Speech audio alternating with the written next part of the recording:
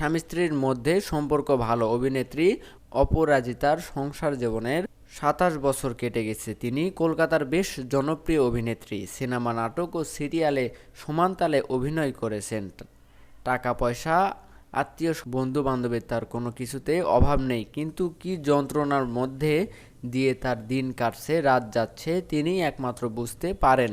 ভারতীয় টিভি ও বড় পর্দার জনপ্রিয় অভিনেত্রী অপরাজিতা মাত্র ১৯ বছর বয়সে টলিউডের সাউন্ড ইঞ্জিনিয়ার অতনু হাজরাকে বিয়ে করেন।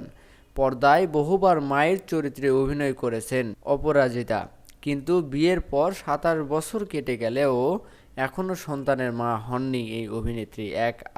এক আলাপচারিতায় জানতে চাওয়া হয়, ২৭ বছরের বিবাহিত জীবনে কেন সন্তান হয়নি। এ প্রশ্নের জবাবে অপরাজিতা বলেন, আমি বায়োলজিক্যাল মাদারে বিশ্বাসী নই, কারণ আমি মনে করি শুধু জন্ম দিলেই মা বাবা হওয়া যায় না। আমাদের জীবনে এরকম অনেকগুলো বছর গিয়েছে যখন আমিও আমার স্বামী একে অপরকে শোয়া অবস্থায় দেখেছি।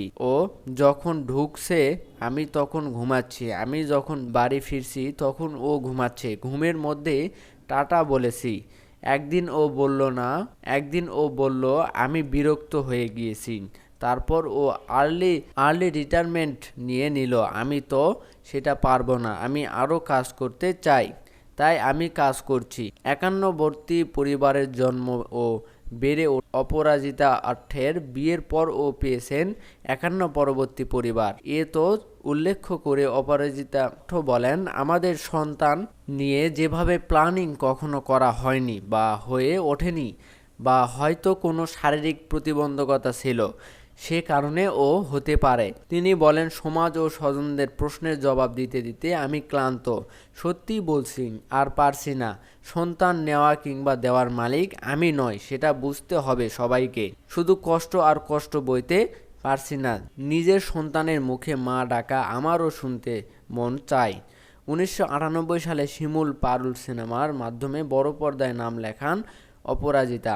অভিনয় ক্যারিয়ারে অনেক জনপ্রিয় সিনেমা উপহার দিয়েছেন তিনি। তার অভিনীত উল্লেখযোগ্য চলচ্চিত্র হলো চুপ কথা, গয়নার বক্স, ওপেনটি বায়োস্কোপ, বেলা শেষে প্রাক্তন, সমান্তরাল প্রভৃতি।